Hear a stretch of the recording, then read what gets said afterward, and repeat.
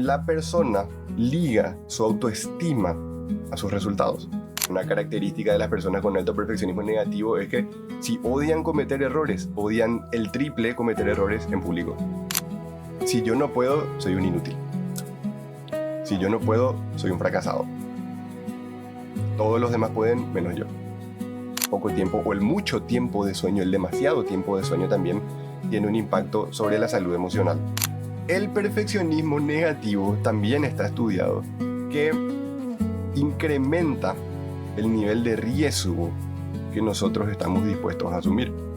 Yo siento frustración, yo siento enojo, son todas emociones normales. Claro. Son todas emociones que son partes de la vida normal del ser humano, de la vida diaria. El tema es qué hacemos con ellas.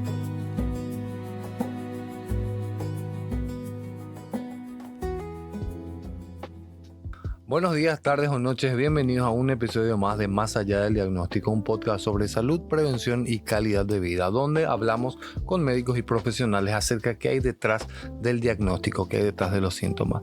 Lastimosamente hoy no se encuentra con nosotros la doctora Ana Betina, pero con nosotros hoy como invitado está el licenciado Jerónimo Codas. Sí, gracias. Jerónimo Codas, ¿cómo estás? ¿Cómo te va? Licenciado en psicología. El tema que tenemos hoy para tocar contigo es el perfeccionismo clínico. El perfeccionismo es un rasgo de personalidad que nos lleva a las personas a poner altos estándares de manera constante. Buscamos perseguir constantemente a lo largo de nuestra vida. Uh-huh.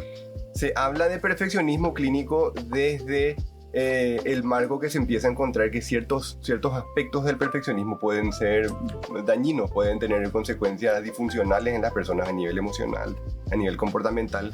Entonces es un aspecto que puede ser tratado desde la terapia psicológica. Ahí es donde se empieza a hablar de perfeccionismo clínico. Porque socialmente creo que está súper bien aceptado o bien visto que una persona sea perfeccionista. Las cuestiones en psicología se dan siempre por aprendizaje. Ok. ¿Sí?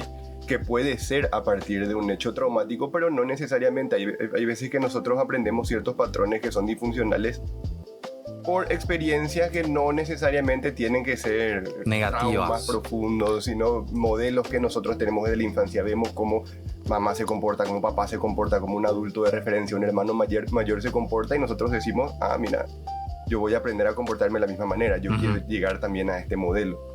De repente desde la televisión, desde cosas que escuchamos, desde experiencias que tuvimos una mala nota, nos castigan, ¿sí? Que nos van moldeando, a veces no tan dramáticamente, nuestra forma de ver las cosas, nuestra forma de responder. Claro. Ya que tocaste ese tema de trauma, ¿hay trauma malo y bueno, se podría decir? ¿O la palabra trauma sí o sí tiene una connotación negativa? Bueno, trauma... Desde la literatura psicológica siempre estamos hablando de experiencias que son muy negativas para la persona. Negativas. Sí. Un trauma, hoy en día en redes sociales se usa trauma de manera muy global, pero en la literatura científica en realidad estamos hablando siempre de experiencias donde la persona o se ve dañada o con un riesgo importante de dañarse en su integridad, ¿sí? Trauma viene de la literatura, lo que es el estrés postraumático, que es una reacción patológica que aparece después de hechos de violencia, accidentes de tránsito, vividos por la propia persona o testimoniados por la persona. Uh-huh. Sí, estamos hablando de cuestiones malas, ¿verdad? De cuestiones que la persona las sufre. Claro, ok. ¿Y qué rol tiene la autoexigencia en lo que es el perfeccionismo clínico? Bueno, la definición de perfeccionismo clínico, específicamente, a diferencia de otras formas de perfeccionismo, lo que se postula en la literatura es que hay distintas formas de ser perfeccionista. ¿Cuáles podrían ser? Hay mínimamente, muy resumidamente, hay perfeccionismos que son más adaptativos y hay perfeccionismos que son más desadaptativos. Se habla de un rasgo de preocupaciones perfeccionistas que tiende más y está más asociado con resultados patológicos. Uh-huh. Vendría a ser lo que yo, por simplificar un poco, le llamo el perfeccionismo negativo, ¿verdad? Y por otro lado, está lo que se conoce en la literatura como los esfuerzos por llegar a resultados, uh-huh. ¿sí? Que no tiene tantas connotaciones negativas como lo primero. Yo hablo del perfeccionismo positivo en ese aspecto, ¿sí? ¿Cuál es la diferencia? El lugar que ocupa la percepción acerca de sí mismo, ¿sí? Una cuestión bien tramposa del perfeccionismo y particularmente del perfeccionismo negativo, es que la persona liga su autoestima a sus resultados. Wow, ok. Entonces va también con la validación Sí. externa. Tiene todito que ver con la validación externa, porque una característica de las personas con alto perfeccionismo negativo es que si odian cometer errores, odian el triple cometer errores en público. Y que lo vean. Particularmente a mí, yo siempre hablo de mis traumas personales acá en el podcast. Yo soy muy perfeccionista, yo siempre estoy tratando de llegar a un punto en el que no haya más arriba, o sea, a mi tope. Pero siempre encuentro algo más arriba. Entonces podría decirse que, bueno, que el perfeccionismo primero no existe. Y que siempre entras en un bucle donde siempre encontrás algo más alto a que aspirar y vivís con ese perfeccionismo clínico instaurado en vos. Esa es otra característica del perfeccionismo negativo, justamente. Ajá. Esa experiencia de que nunca es suficiente. Claro. En consultorio, porque yo trabajo mayormente en consultorio, mis pacientes llegan y me dicen, sabes que yo consigo una cosa, me propongo, cuando llego no disfruto, ya estoy pensando en lo siguiente. Eso es lo que le pasa a alguien que nunca puede desconectar. Sí, también.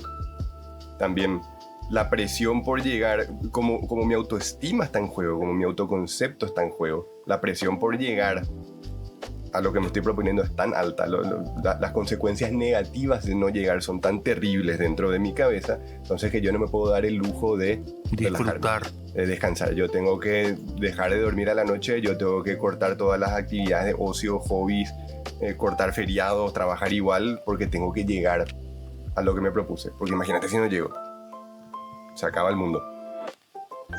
Yo creo que estoy en consulta. Yo creo que estoy en consulta realmente. ¿Se considera un factor de riesgo clínico esto? Sí, y eso está muy bien estudiado. Es un factor de riesgo particularmente para depresión. Está fuertemente vinculado con la depresión y es un predictor de depresión. Es un factor de riesgo para problemas de ansiedad, como por ejemplo la ansiedad social y la ansiedad generalizada también, ¿sí? Es un factor de riesgo para otra área que yo en realidad no trabajo, que es el área de los trastornos de conducta alimentaria, ¿sí? Ok. Todo lo que sea problemas de restricción alimentaria rígida, por ejemplo, la anorexia nerviosa está muy centrado dentro de lo que es el perfeccionismo sobre la autoimagen y sobre el autocontrol sobre la comida. ¿A qué podría llegar la persona si no llega a esa meta? ¿A qué te referís? Y por ejemplo, en ese estado de perfeccionismo totalmente todo el tiempo, si no llega a la meta, ¿cuáles podrían ser sus consecuencias? Bueno, la persona tiene un autodiálogo, la persona tiene unas creencias acerca de sí mismo y acerca del mundo. De yo puedo, yo voy a llegar. Yo tengo que poder. Okay. Porque si no puedo, y esto te va a parecer fuerte, pero en realidad, cuando vos hablas en sesión con las personas y le empezás a preguntar, termina saliendo. Y te lo dicen ellas mismas. Si yo no puedo, soy un inútil. Si yo no puedo, soy un fracasado. Todos los demás pueden, menos yo. Por supuesto que si vos te empezás a repetir esto, eventualmente va a llegar a lo que no puedas. Eso está así. O sea, si vos te pones una meta acá y llegas, después te vas a poner una meta acá y llegas, después te vas a poner una meta acá, vas a ir subiendo la dificultad de las cosas que vos te propones. Eventualmente, lógico, va a llegar un punto en que no puedas, ¿verdad? O por lo menos no sea tan fácil. Y cuando llegue ese punto, si vos te empezás a llamar fracasado, si vos te empezás a llamar inútil, si vos te empezás a castigar mentalmente por el hecho de no poder o de no poder todavía, eso es lo que te lleva a deprimirte. Eso es lo que te lleva a tener un problema de ansiedad. ¿El cortisol, licenciado, qué tiene que ver con todo esto? ¿Dónde entra el cortisol? El cortisol está muy asociado con respuestas de estrés y de ansiedad más prolongadas, digamos, ¿sí? El perfeccionismo hace que nos pongamos metas elevadas, ¿sí?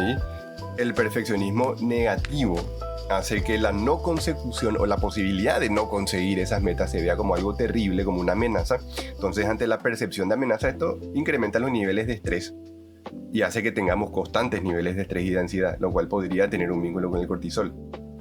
Y en episodios pasados hablamos con distintos médicos también que nos decían que el cortisol, o sea, te repercute en el sueño, te repercute en el peso, te repercute en el azúcar. Entonces, el nivel de o sea, tener un perfeccionismo clínico directamente puede repercutir en la salud, no solamente mental. A ver, la barrera entre salud mental y salud física en realidad es una barrera que nosotros pusimos como un acuerdo para... Nadie puede ser experto en todo. Claro, ya. Nadie puede ser todólogo, entonces tenemos que dividir los aspectos de salud en distintas especialidades, pero no hay una salud mental aparte de la salud física, no hay una mente que no tenga un cuerpo. La mente se genera a partir de una reacción del cuerpo y tiene todo que ver con cómo nos sentimos. Cuando vos estás engripado, estás de peor humor. Y cuando estás de peor humor, te sentís más cansado. O sea, mente y cuerpo en realidad son dos caras de la misma moneda. Sí, tiene todo que ver. La mente afecta a un montón de parámetros que tienen que ver con lo biológico y viceversa también. Okay. Lo biológico tiene un impacto en la forma en cómo nosotros nos sentimos y nos comportamos. Yo creo que antes de hacerte esta pregunta, diría sí tiene que ver, pero te voy a igual preguntar ¿cómo impacta el sueño en estos parámetros? Porque no, o sea, cuando estoy yo en un proceso de también ser perfeccionista para mi propia vida, no puedo dormir. ¿Cómo impacta? El sueño es un tipo de comportamiento que tiene un impacto global a lo largo de toda la psicología, te diría, y particularmente en lo que es a mi especialidad, las cuestiones emocionales, ¿sí? Si vos empezás a dormir mal, 2 más 2, 4, que o te vas a deprimir o vas a tener un problema de ansiedad a lo largo del tiempo, ¿sí? Si vos dormís poco o dormís mal o dormís fragmentado, esto está muy bien documentado, incrementa la emocionalidad negativa en general. O sea, vos te empezás a sentir peor día a día, empezás a sentir con mayor facilidad y con mayor intensidad también emociones desagradables. Sí. Disminuye al mismo tiempo la emocionalidad positiva, porque son dos parámetros diferentes, ¿verdad? Disminuye la frecuencia y la intensidad con la cual vos sentís emociones gratificantes. Y está muy bien documentado que el mal sueño, que la mala calidad de sueño, que el poco tiempo o el mucho tiempo de sueño, el demasiado tiempo de sueño también tiene un impacto sobre la salud emocional, ¿sí? ¿Cómo es demasiado tiempo de sueño? Una persona con depresión, con mucha frecuencia, tiene hipersomnia, ¿sí? Duerme más allá de las 9, 10 horas por día. Okay. Pasa mucho tiempo en la cama con sueño, con cansancio genuino, ¿sí? Durmiendo más de la cuenta. Y de hecho una buena forma, si vos te querés deprimir, una buena forma de hacerlo es pasar suficientes días durmiendo por encima de las 9 horas diarias. Es así. Una persona saludable, ¿cuánto tiempo, o sea, duerme y se despierta solo? ¿Cuánto tiempo sería? ¿7 horas, 8 horas? 8 horas es el promedio. Se puede jugar un poquitito por debajo, por encima, pero entre 7 y 9. Porque también es una variación de una persona a otra, ¿verdad? No todas las personas duermen lo mismo, pero 8 es el promedio, digamos, ideal de un tirón, una buena noche de sueño, ¿sí? No fragmentada. Es lo ideal. Fragmentada es... Fragmentada quiere decir que me despierto para ir al baño, para ir a tomar agua, eso. Ya, ok.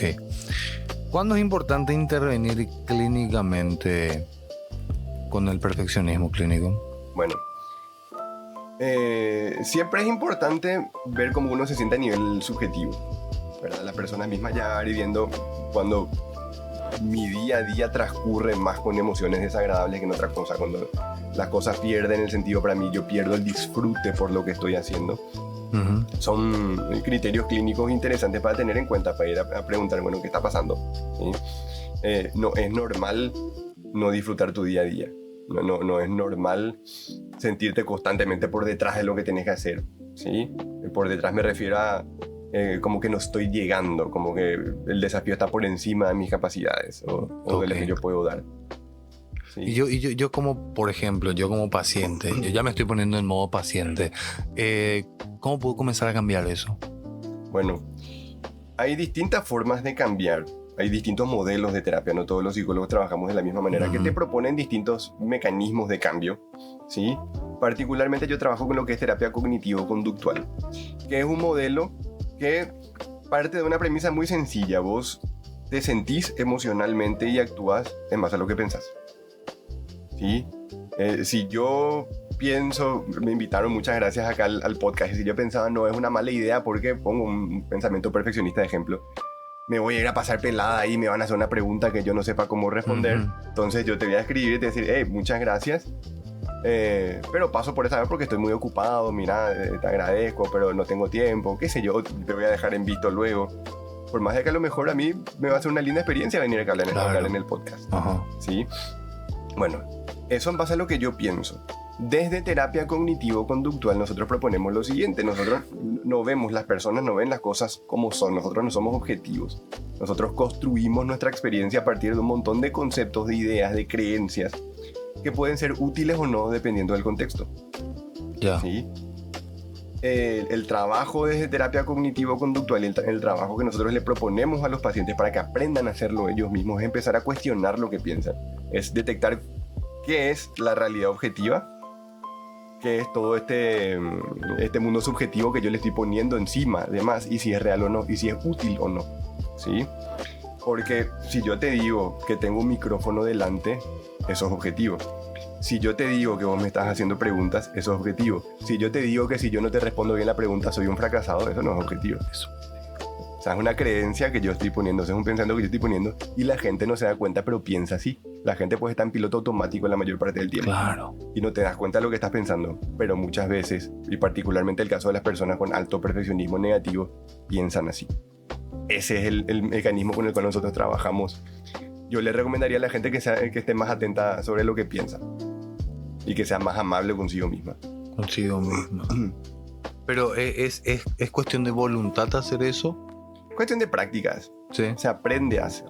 Es una habilidad que se puede llegar a aprender. Hay gente que lo hace muy bien, ¿sí? Y hay gente que puede aprender más, pero siempre se puede aprender. ¿Por qué pregunto si es cuestión de voluntad? Porque tengo entendido que, por ejemplo, en la ansiedad no es dejar de ponerte ansioso. Uh-huh. Y es cuestión de voluntad en el perfeccionismo decir, no, sí valgo. A ver, yo creo que ninguna persona tiene voluntad de pasarla mal. Claro. Apartamos de esa premisa, tomando el ejemplo de ansiedad, por eso es que no es útil el consejo de dejar de ponerte ansioso. Genial, ¿cómo? Claro. ¿Verdad? Si yo te puedo enseñar, si vos podés aprender cómo hacer para regular esa ansiedad o cómo hacer para regular estos pensamientos de perfeccionismo que a mí me están haciendo sufrir, por supuesto que la persona lo va a hacer. ¿Sí? El tema es que no saben cómo. Ese nomás es el problema. ¿Cómo sé si estoy en un nivel peligroso de perfeccionismo o estoy siendo muy exigente nomás conmigo mismo? Bueno, porque creo que hay una línea muy finita ahí. Peligroso es una palabra medio catastrófica, por así. Okay. Sí, ¿verdad? No hay un nivel de perfeccionismo que te va a matar, ¿verdad? Claro. Lo que puede llegar a pasar es que la pases muy mal, que sufras, que tu calidad de vida disminuya bastante, ¿sí? Y te puede llegar eso sí, te puede llevar a tomar decisiones que sean, ahí sí, peligrosas, ¿sí? ¿En qué sentido? El perfeccionismo negativo también está estudiado que incrementa el nivel de riesgo que nosotros estamos dispuestos a asumir. ¿Sí? Ok, ¿de vuelta? El perfeccionismo negativo incrementa el nivel de riesgo, de comportamientos de riesgo que nosotros estamos dispuestos a asumir. Te pongo un ejemplo clarísimo. Un montón de gente ahora insatisfecha con su imagen corporal que se automedican con estas drogas que son para bajar de peso, ¿verdad? Las que te inhiben el apetito, ¿verdad? Eso, si vos lo haces por tu propia cuenta, sin haber consultado, o muchos casos en consultorio, a mí me toca decir, no, pero no me voy a ir a consultar porque me van a decir que no use, yo quiero usar. Es un comportamiento de riesgo. ¿Cómo vas a usar un medicamento de esa forma sin haber hecho chequeos previos, sin haber estado consultando con un especialista que te indique cómo usarlo, o si vos lo podés usar en primer lugar? ¿Sí? Ese tipo de comportamientos de riesgo, las personas con alto perfeccionismo las usan porque en su cabeza vale la pena para llegar a mi objetivo, para bajar de peso, por ejemplo. ¿Sí? Si tuvieras que resumir, ¿qué señales indican que el perfeccionismo ya está afectando la salud? Son todas a nivel subjetivo. ¿Mm? ¿En qué medida las personas son perfeccionistas en distintas áreas, ¿verdad? Yo puedo ser perfeccionista en mi trabajo, yo puedo ser perfeccionista en mis estudios, yo puedo ser perfeccionista con el ejercicio, ¿sí? ¿En qué medida yo dejo de disfrutar las cosas que yo hago? Por las presiones que me pongo, por el estrés que me pongo. Otro factor que es importante tener en cuenta es qué actitud yo tengo hacia los errores. los errores son inevitables. De hecho, los errores, yo suelo decir, son un impuesto que nosotros pagamos al aprendizaje. Si vos no te equivocas, no vas a aprender. Wow, qué buena, me gustó. Para aprender vos tenés que hacer cosas nuevas. Y si haces cosas nuevas, discúlpame, la vas a pifiar, te vas a equivocar. Claro. ¿Sí? Necesariamente. Si vos te castigas mentalmente cuando cometes un error, qué inútil, ¿cómo voy a hacer esto? Qué desastre que soy. ¿Sí? Te estás castigando al cometer errores, te estás castigando al hacer cosas nuevas. Ese es un indicador que podés tener en cuenta también y que va a ser sumamente dañino. Y es un factor que hace que el perfeccionista paradójicamente tenga peores resultados que la persona no perfeccionista. Claro. ¿Sí? A tener en cuenta. Lógicamente niveles emocionales desagradables, como empezar a sentirte más deprimido, más triste, más enojado constantemente o más angustiado, tener ataques de pánico, son cuestiones que uno puede tener en cuenta para decir, ok, acá puede estar habiendo un problema más de tinte emocional. Ok, la terapia entonces lo que haría en estos casos sería darte las herramientas para tratar de mitigar ese sentimiento de culpa por no llegar. Uh-huh. Yo hablo mucho de lo que es el tema de regulación emocional. Ajá. La terapia, lo que hace, estos modelos, tipo la terapia cognitivo-conductual, lo que hacen es desarrollar en el paciente habilidades, enseñarle al paciente habilidades de regulación emocional. ¿Qué pasa? Cuando yo me pongo estos estándares altísimos y pongo en juego mi autoestima y no llego o me cuesta llegar, yo siento culpa, yo siento ansiedad, yo siento tristeza, yo siento frustración, yo siento enojo. Son todas emociones normales. Claro. Son todas emociones que son partes de la vida normal del ser humano, de la vida diaria. El tema es qué hacemos con ellas. El tema es cómo las regulamos, cómo las utilizamos a nuestro favor, porque son emociones que están en realidad diseñadas para funcionar a favor nuestro. ¿Sí? Y ahí es donde mucha gente se pierde y no sabe qué hacer. No hay muy buena educación emocional en la cultura. No nos enseñan a nosotros, salvo casos muy particulares, gente que creció en familias súper funcionales. No hay buenos ejemplos, no hay buenos modelos en la cultura de regulación emocional, de qué hacer con emociones normales, pero con mala publicidad, como el enojo, como el miedo, como la envidia. Y que son parte de la experiencia humana. Que son emociones que están hechas para que nos...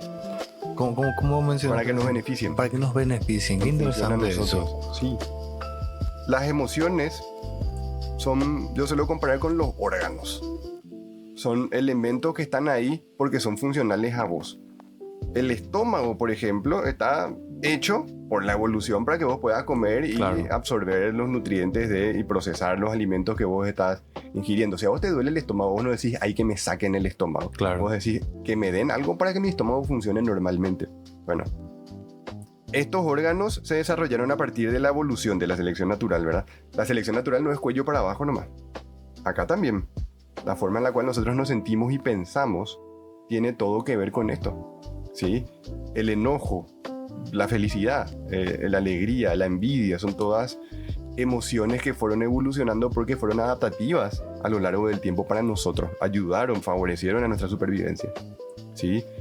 En muchos contextos y sobre todo si nosotros no sabemos regularlos, pueden llevarnos a actuar de manera dañina y de manera que lleva a desregularnos más y a sentirnos más con mayor malestar. Si nosotros aprendemos a gestionar, a regular estas emociones con las habilidades que, por ejemplo, se enseñan en terapia o que se podrían enseñar en otros ámbitos de la cultura de la sociedad, podríamos tener mucho mejores resultados y podríamos vivir una vida mucho más orientada hacia nuestros objetivos. ¿Sí? Qué interesante, licenciado. ¿Dónde vamos a encontrarte, licenciado? Yo estoy en Instagram. ¿Instagram? Sí, no me acuerdo mi usuario. ¿Sí? Dale. No me acuerdo cuál era mi usuario. ¿Pero dónde haces consultorio, por ejemplo?